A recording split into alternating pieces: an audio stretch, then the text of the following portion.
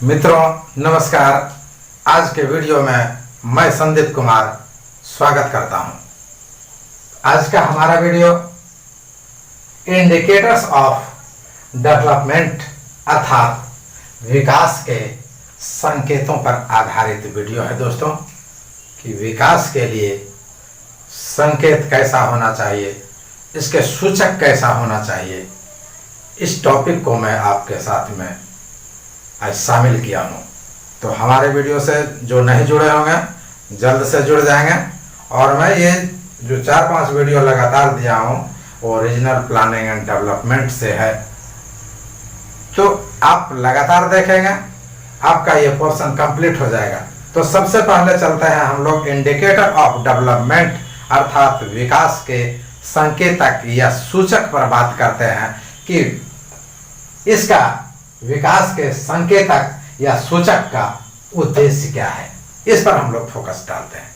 तो विकास के सूचक या संकेतक विकास चेष्टाओं की उपलब्धि के स्तर को मापने का सिर्फ एक पैमाना है। क्या है, यहां हमने पुट अप किया है कि विकास के सूचक या संकेतक विकास चेष्टाओं की उपलब्धि के स्तर को, क्या विकास के जो इच्छा हो रही है हमको कि इस चीज का विकास करना है, किसी का डेवलप करना है, ठीक है, कोई इंडस्ट्रीज लगाना है, कोई कंपनी को बनाना है या कोई अन्य कार्य को करना है, तो हम विकास कैसे करेंगे, अपने आप को हम विकास करेंगे कैसे करेंगे, अपना लाइफ को हम कैसे जो है डेवलप करेंगे। तो उसके लिए कुछ ना कुछ तो हम संकेत मान करके चलते हैं, कुछ ना कुछ सूचक मान के चलते हैं। तो यही कह रहा है कि आप किसी सूचक या संकेतक विकास चेष्टाओं की उपलब्धि के स्तर को मापने का सिर्फ ये काम करने वाला पैमाना होता है। यही विकास होता है कि हम जो काम कर रहे हैं वो कहां तक सही होगा हमारा, यही पैमाना का काम करता है दोस्तों। मैं समझता हूं कि स्पष्ट हो गया होगा। आगे चलते हैं हम लोग कि विकास की प्रक्रियाएं कई भिन्न भिन्न सामाजिक विकास, आर्थिक विकास, सांस्कृतिक विकास, औद्योगिक विकास, परिवहन विकास तथा मानव संसाधन विकास आदि कई मोर्चों पर कार्यशील रह सकती है। तो ये विकास की जो बातें हो रही है, जो विकास की प्रक्रियाओं की बात हो रही है, तो कोई एक ही क्षेत्र में नहीं होगा। भिन्न भिन्न क्षेत्रों में जो है विकास की जो है प्रक्रियाएं या वो जो है हमारा कार्यशील जो हमारा मोर्चा होगा, अभियान होगा, जो हमारा एम होगा, वो कोई एक रास्ते की ओर नहीं, कई रास्ते की ओर होगा। उसमें हमारा आर्थिक क्षेत्र के रूप में भी होगा, सामाजिक क्षेत्र में भी होगा, सांस्कृतिक में, औद्योगिक में, परिवहन में और मानव संसाधन विकास में भी, आने के मानव से भी जो है संबंधित विकास संबंधित बातों की जो है बातें होगी कि किस प्रकार से जो है ये कार्यशील रह सके। ये हमारे मोर्चा की बात होगी। इसमें जो है कार्यशील रह करके ये सब क्या कर सकते हैं, विकास के उद्देश्य को प्राप्त कर सकते हैं। यही विकास के उद्देश्य को जो मापने का पैमाना है, इसी आधार पर हो सकता है दोस्तों। स्पष्ट हुआ। अब आगे चलते हैं। क्या आगे है कि इन विभिन्न मोर्चा के लिए कौन कौन से मोर्चा, सामाजिक, आर्थिक, राजनीतिक, सांस्कृतिक, मानवीय विकास आदि आदि जो है, ये क्या है, मोर्चा है, स्टेप है।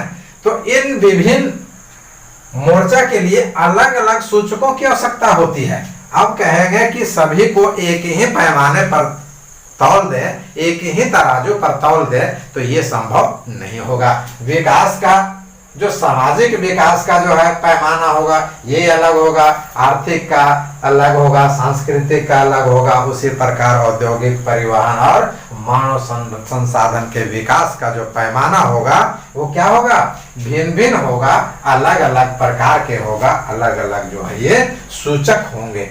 ठीक है, ये सूचकों की प्रकृति के साथ में परिचित कराना ही इसका जो है मुख्य उद्देश्य है। कि देखो आर्थिक क्षेत्र में जो है विकास का क्या पैमाना हुआ कि हमने जो है दिन प्रतिदिन उद्योग में जो है अपना अच्छा से सुचारू रूप से काम करवाया, वहां लेबर लगाया, उत्तम तकनीक का व्यवस्था किया, ऊर्जा का जो है समुचित उपयोग दिया, पूंजी को लगाया, तब हमारा आर्थिक विकास हुआ। तो हम आर्थिक विकास के जो है गणना उस प्रकार करेंगे। आर्थिक विकास को अब सांस्कृतिक विकास के आधार पर करते हैं तो ये तो उचित नहीं होगा। तो सांस्कृतिक विकास का भी पैमाना अलग होगा। यही कह रहा है कि सबों को जो परिचित कराना है उसकी उपयोगिता का बोध कराना है, और उन उपयोगिताओं को बोध करा करके कारकों पर प्रकाश डालना होता है। वो प्रकाश क्या डालना होता है कि जो विकास के अनिवार्य तत्व होते हैं उस पर प्रकाश डालना पड़ता है कि डेवलप जो कर रहे हैं हम, जो डेवलप करेंगे उसके लिए कौन सा इंडिकेटर होगा, उस इंडिकेटर को जो है हमें फोकस में लाना होगा, उस कारक को लाना होगा। ठीक है, अब आगे चलते हैं हम लोग कि यहां से चलते हैं फिर हम लोग कि विकास का अर्थ सिर्फ आर्थिक विकास से नहीं है। बहुत महत्वपूर्ण बातें आ गई मित्रों कि विकास करना सिर्फ अर्थ का है, हम विकास कर लिए, पैसे के विकास कर लिए तो हमारा सब विकास हो गया, ये जो है उचित नहीं है। तो उचित क्या है, आर्थिक विकास के साथ साथ, आर्थिक विकास के साथ साथ मानव संबंधित सभी क्षेत्रों में विकास होना चाहिए। कोई एक क्षेत्र में विकास हो जाएगा तो वो हमारा डेवलपमेंट नहीं होगा। इसीलिए कह रहा है कि इंडिकेट कर रहा है, संकेत दे रहा है कि एक तरफ जब आपका डेवलपमेंट हो जाएगा तो दूसरे तरफ का कम होगा, वो अच्छा जो है इंडिकेटर नहीं है। जैसे ह्यूमन बॉडी का, ठीक है, एक हाथ जो है देखिए अच्छा विकास हुआ, एक हाथ में जो है फिंगर कम हो जाए या हाथ छोटा हो जाए या मोटा हो जाए तो क्या वो विकास होगा? नहीं, वो विकास नहीं होगा, क्योंकि विकास में जो है पूरे ह्यूमन बॉडी का जितने भी पार्ट्स हैं वो सही रूप में विकसित होना चाहिए। ठीक इसी प्रकार कह रहा है यहाँ कि आर्थिक विकास तो होगा ही होगा, और सिर्फ आर्थिक विकास हम कर लिए तो कह देंगे कि पूरा विकास हो गया, ये हमारा इंडिकेट सही नहीं करता है। तो क्या कह रहा है कि आर्थिक विकास के साथ साथ मानव से संबंधित जितने भी क्षेत्र हैं सभी क्षेत्रों का विकास होना अनिवार्य है। तो सभी क्षेत्र क्या है मित्रों? तो सभी क्षेत्र कह रहे हैं, चाहे सामाजिक क्षेत्र हो या राजनीतिक क्षेत्र हो, सांस्कृतिक क्षेत्र हो या आर्थिक क्षेत्र हो, सभी क्षेत्रों में जो है विकास आवश्यक होता है। वर्तमान समय में यदि देखा जाए मित्रों तो विकास को एक ही उद्देश्य के कारकों से नहीं जोड़ा जाता है, अर्थात विकास को बहुउद्देशीय कारकों के साथ में जोड़ा जाता है। ठीक है, एक उद्देश्य को रख करके विकास की कल्पना नहीं किया जा सकता, ये अच्छा संकेत नहीं जाएगा। तो इसके लिए क्या करना पड़ता है? तो वर्तमान समय में जो है बहुउद्देशीय कारकों को जोड़ा जाता है कि नहीं, आपको विकास का संकेत हम तभी मानेंगे, विकास को हम तभी मानेंगे जब विकास बहुउद्देशीय पैमाने पर हो। जब कोई देश विकास करता है तो उसका प्रभाव सिर्फ देश पर है नहीं, उसके चारों ओर फैल जाता है कि हाँ, हमारा देश विकासशील देश हो रहा है और हमारे देश में बहुत सारे चीजों के जो है प्रगति हो रही है, ढेर सारे चीजों में विकास हो रहा है। ठीक है, तो विकास के सूचक में उत्पादन के साथ साथ वितरण का भी महत्व दिया जाता है। ऐसा नहीं कि आप विकास से संबंधित बातें कर रहे हैं तो सिर्फ किसके बातें कर रहे हैं कि सिर्फ उत्पादन कर रहे हैं, कि हम जो है फैक्ट्री से ढेर सारा जो है माल को उत्पादन कर रहे हैं। अरे भाई, उत्पादन कर रहे हैं तो इसे तो बांटने के लिए भी तो चाहिए, आप बांटेंगे कहाँ? तो ये आपको उत्पादन के साथ वितरण दोनों होना चाहिए, तब जो है विकास के सूचक का जो है और भी महत्व बढ़ जाता है। और यहाँ कह रहा है कि उत्पादन और वितरण, ठीक है, उत्पादन और वितरण को सही रूप में यदि आप देखें तो क्या है, एक साथ चलने वाला जो है एक महत्वपूर्ण कड़ी है, और ये विकास को चहुमुखी रास्ता दिखाने का काम करता है और ये संतुलन को बतलाता है। क्या कहता है कि उत्पादन और वितरण का जब दोनों को महत्व आप विकास के तहत देंगे तो पर्याप्त संतुलन बनेगा, और यही पर्याप्त संतुलन ही विकास का परिचायक होगा, विकास का द्योतक होगा। आगे हम लोग देखते हैं कि विकास का अर्थ, हमने पहले भी बोला कि विकास का अर्थ सिर्फ एक क्षेत्र में विकास से नहीं है, सिर्फ उत्पादन से ही विकास नहीं है, इसमें वितरण की भी आवश्यकता है। इसमें सामाजिक, आर्थिक, सांस्कृतिक, राजनीतिक, परिवहन के अलावे मानव संसाधन संबंधित विकास को भी जोड़ा जाता है, तभी आप विकास कहला सकते हैं, तभी आप विकसित कहला सकते हैं। तो अब चलते हैं कि विकास का यदि सही मायने में आप इसका अर्थ लगा करके देखें तो जीवन स्तर को क्या है, मानव के जीवन स्तर को क्या करना है, ऊंचा उठाना है। कैसे? जो निम्न व्यक्ति है उसे ऊंचा उठाना है। अभी देखें हमारे देश में भारत सरकार गरीबी रेखा से नीचे रहने वाले लोगों के लिए क्या दे रही है, गरीबी रेखा से नीचे रहने वाले लोगों को अनाज मुहैया कराती है, वृद्धा पेंशन दिया जाता है, विधवा पेंशन दिया जाता है, आने के असहायों को कई प्रकार के जो है आवास, आर्थिक और जो है अन्न दे करके मदद किया जाता है। क्यों? क्योंकि लोगों का जो जीवन स्तर है उसे ऊंचा उठाया जा सके। तो ठीक यही प्रकार से कह रहा है, विकास के सही अर्थ को आपको मानना है या जानना है कि सही अर्थ में विकास है क्या, तो वो विकास हमारा क्या होगा, मानव जीवन स्तर जो निम्न है उसे क्या करना होगा, उसे ऊंचा बढ़ाना होगा, और जिसका जीवन स्तर उच्च है उसे और ऊंचा करना होगा। आने कहने का मतलब है कि जो नीचे है उसको ऊपर, उसके ऊपर ऊपर, और आने की सबसे ऊपर जो है कर देना है, तभी हमारा जो है मानव जीवन का स्तर ऊपर उठेगा और हमारा विकास होगा। तो दोस्तों आप देख रहे होंगे, क्योंकि हमारे पास संसाधन की कमी है, बहुत ही अथक प्रयास के साथ में मैं सारी बातों को ये कलम से लिख कर पूरा बोर्ड पर और मैं तब समझाने का प्रयास करता हूं। तो इसलिए हमें जरूर सपोर्ट करेंगे। जो हमारे वीडियो से नहीं जुड़े होंगे वो लाइक, सब्सक्राइब और शेयर जरूर करेंगे मित्रों। तो आगे चलते हैं अब हम लोग।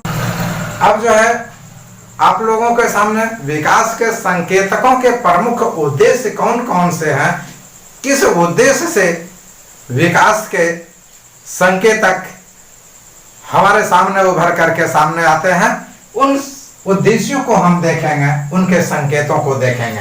तो पहला हमारा संकेत क्या कह रहा है, जो हमारा उद्देश्य है विकास का, कि विकास के सही और उचित स्तर का पता लगाना होगा।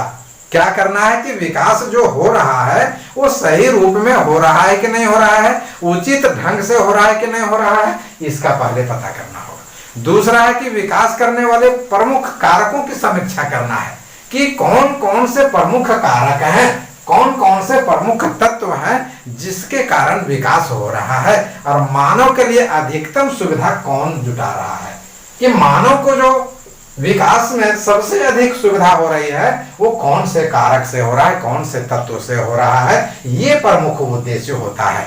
आगे चलते हैं कि संकट काल में देखते होंगे आप लोग मित्रों कि संकट काल आने के समय में क्या होता है कि विकास की गति रुक जाती है। तो यही कह रहा है कि संकट काल के समय में विकास की न्यूनतम अनुमानित सीमा को पता करना है कि जब संकट काल की स्थिति आ जाएगी तो हमारे सामने विकास, हमारे देश के सामने विकास कितने नीचे तक चला जाएगा, और उसकी प्राप्ति के लिए फिर हमको क्या करना है, प्रयास करना है कि कैसे हासिल कर सकेंगे।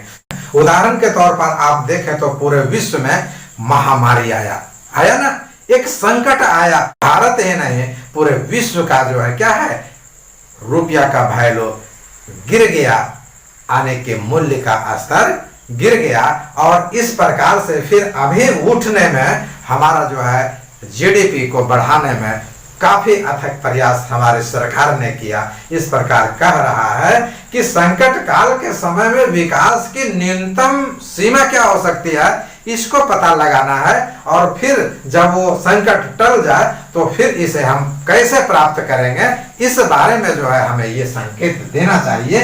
ये हमारा विकास का उद्देश्य होना चाहिए। आगे चलते हैं हम लोग कि भारत विकासशील देशों की श्रेणी में रखा गया है, और वहीं दूसरी ओर देखें तो चाड और बुरुंडी जैसे देश को अविकसित की श्रेणी में रखा गया है। ठीक है, तो दोनों का तुलना कर रहा है कि विकासशील देश और अविकसित देश की सीमा की जानकारी करना है कि विकासशील देश जो विकास कर रहे हैं उसकी सीमा क्या है, और जो अविकसित है उसकी सीमा क्या है, उसकी जानकारी लेना है दोस्तों, उसकी जानकारी देना है कि कैसे जो है ये विकासशील के श्रेणी में आ गया और ये कैसे अविकसित की श्रेणी में आ गया, ये विकास की सीमा क्या है, इसकी जानकारी देनी होगी।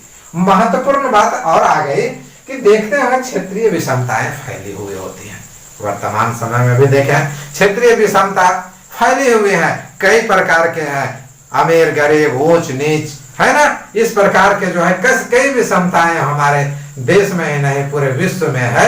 तो इस पर कह रहा है कि जब विकास के आप उद्देश्य को लेकर के चले हैं तो हमारा संकेत यह होगा कि क्षेत्र में जो विषमताएं फैली हुई है उसे दूर करना है और हमें उस विषमता को दूर करके क्या करना है, समानता को लाना है, इक्विलिटी को लाना है और बराबरी का जो है उसे जो है हक और अधिकार और विकास से संबंधित बातों को सामने रखना है। इस प्रकार कोई भी विकास संबंधी नियोजन, ठीक है, इस प्रकार कोई भी विकास संबंधी नियोजन होने से पहले विकास के संकेतकों पर क्या करना है, समीक्षा करनी है कि क्या हमारा विकास जो होगा उसके लिए हमारा प्लानिंग क्या होगा और उसी के अनुरूप विकास के कार्य को महत्व देना चाहिए। दोस्तों यहाँ थोड़ा सा हम लोग मित्रों परिचय पर जाना चाह रहे हैं कि विकास के संकेतक के प्रमुख परिचय पर हम डालते हैं कि विकास के क्या परिचय है। तो विकास जो है,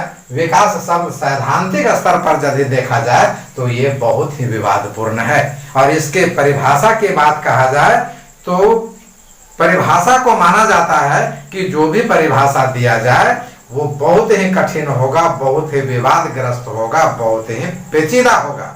इसलिए यह विवादग्रस्त परिभाषा के श्रेणी में आता है और प्रायः आर्थिक विकास को ही ऐसा माना जाता है कि आर्थिक विकास ही विकास है, लेकिन आर्थिक विकास उसका एक हिस्सा है। किसका? विकास का ही एक हिस्सा है। जिसे आर्थिक विकास माना जाता है वो सचमुच में विकास नहीं है। विकास के लिए आर्थिक संसाधनों की आवश्यकता होती है। विकास के लिए क्या चीज की आवश्यकता होती है? आर्थिक संसाधनों की, जिसके अंतर्गत भूमि, खनिज, श्रमिक, ये सब की तो आवश्यकता होती ही होती है। इसके अलावा भी आवश्यकता होती है क्या?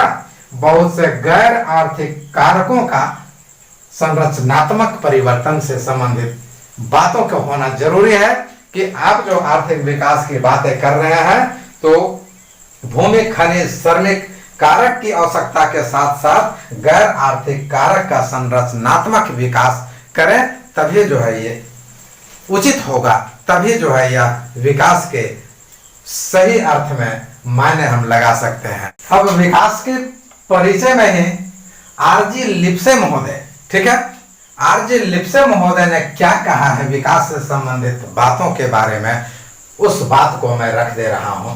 तो लिप्से महोदय के अनुसार किसी देश के विकास की मात्रा के बहुत से संभावित माप हो सकते हैं।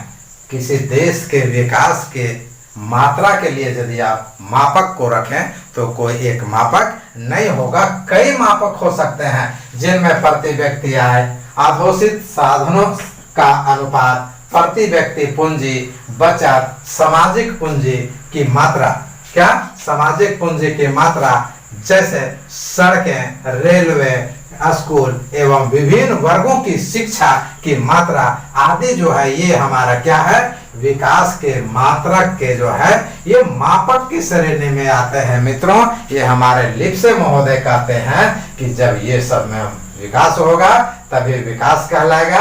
ये सब के माध्यमों से जब सारा विकास हमारा होगा तब विकास की श्रेणी में हम आएंगे, इसे ही विकास कहा जाएगा। तो आज की कड़ी में इतना ही मित्रों। कैसा रहा हमारा वीडियो आप जरूर हमें बतलाएंगे।